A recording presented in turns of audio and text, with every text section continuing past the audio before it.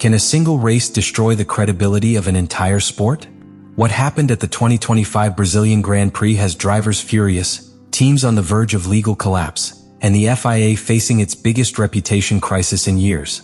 Are we seeing the beginning of a rebellion in Formula One? The breaking point that Lewis Hamilton represents in this conflict with the FIA is not minor. We are not talking about just any driver who complains after a penalty.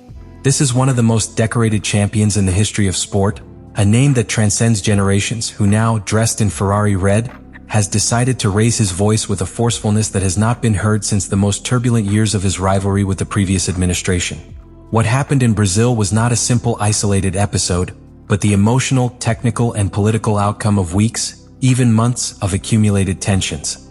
It all started with a seemingly harmless incident, a forced exit from the track during the Mexican Grand Prix in his direct fight with Max Verstappen. An overtake to the limit, wheel by wheel, in which Hamilton tried to maintain position in the face of the Dutch's characteristic aggressiveness. The result was that the Briton cut a corner to avoid the collision, apparently gaining an advantage. But what followed was a 10-second penalty from the stewards, one of the harshest given that weekend. Until then, one might think that it is a justified punishment. However, the problem was not the punishment itself, but the immediate comparison with other cases during that same career that did not receive a formal investigation. Charles Leclerc, Sergio Perez, and even Verstappen himself carried out similar maneuvers without any consequences. What infuriated Hamilton's entourage the most was the absolute inconsistency in the criteria. Telemetry analysis showed that Hamilton reduced speed slightly upon returning to the track and that he did not directly gain positions with the maneuver. Furthermore, he was pushed out by an aggressive action by the other driver. Still, the penalty stood.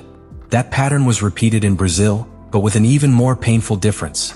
This time, the FIA admitted that Hamilton did not have enough time to react to a double yellow flag caused by Leclerc's spin, but instead of applying the standard 5-place grid penalty, they issued only a reprimand.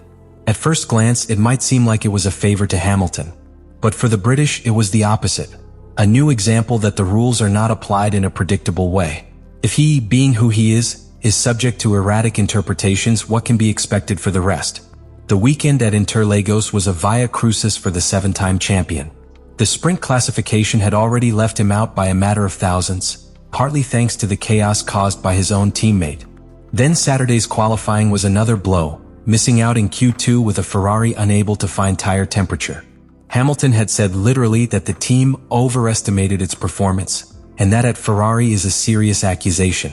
The SF25 simply didn't work on the tires in intermediate conditions, and the result was a disastrous starting grid that forced it to make a comeback on a circuit where that has always been a difficult feat.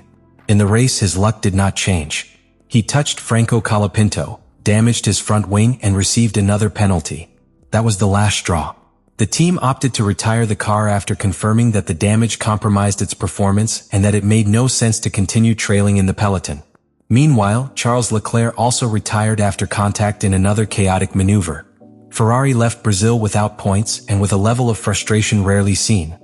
But what was truly important was not what Hamilton said on the track, but what he said in front of the microphones.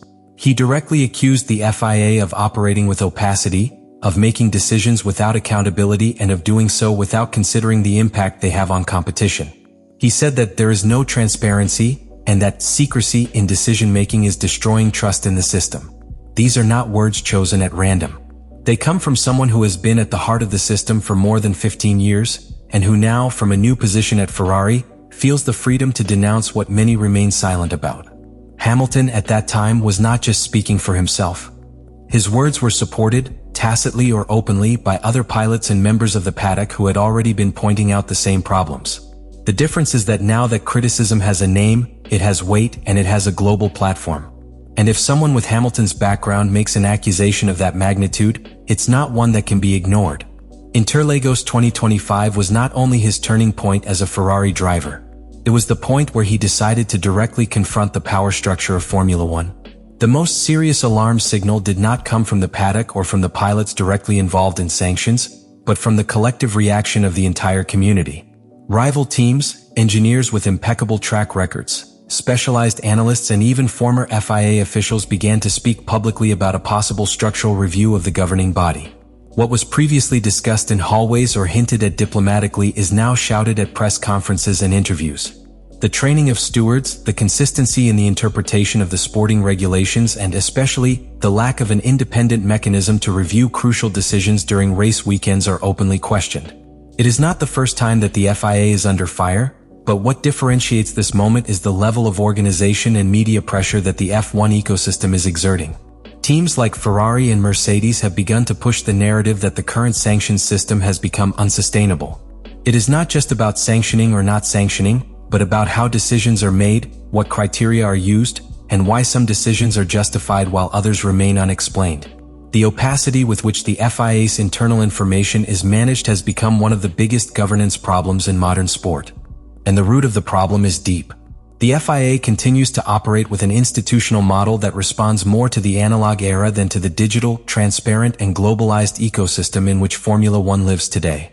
Real-time transmissions, the immediate availability of telemetry for fans and analysts, and the constant scrutiny of millions of viewers have left the closed and bureaucratic system that still governs the Federation's offices obsolete.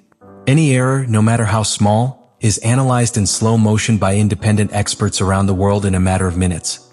And if the FIA does not respond with the same speed, clarity, and consistency, it loses control of the narrative. This collapse is not just a reputational threat. It has legal, sporting, and commercial implications. Some teams have begun to push for the creation of an external committee to oversee the most controversial decisions, a measure that has been applied with relative success in other sports. The creation of a review room with independent experts, which acts in real time and has a say but a vote in the interpretation of the regulations, is no longer a marginal idea. It is being discussed in serious sports circles as a viable alternative to prevent Formula One from falling into institutional discredit that could affect its value as a commercial product. Furthermore, the timing could not be more delicate. Formula One is in the midst of global expansion, with new circuits, multimillion-dollar agreements with brands, digital platforms investing in rights, and a young generation of fans demanding transparency and equity. If in this context, the FIA proves unable to adapt, it runs the risk of becoming an obstacle to the growth of the sport and not its guarantor of integrity. For this reason, Interlagos 2025 will not be remembered only for the sanctions against Hamilton, Leclerc, or Colapinto. It will be remembered as the day the system began to publicly creak. The day the pilots dared to say that they no longer trusted. The day teams stopped fearing retaliation for speaking out. And the day when the fans aligned themselves with them, calling for a profound change. The institutional collapse of the FIA is not yet a fait accompli, but all the symptoms are on the table. The only question that remains to be answered is whether the organization will act with the speed that the situation demands, or if it will cling to a power that no longer fully belongs to it. The closure of this story is not a conclusion, but the threshold of a completely new stage for Formula One.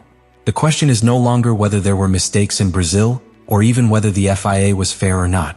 The question that now runs through the paddock, the team offices, the specialized media and social networks is much more transcendental.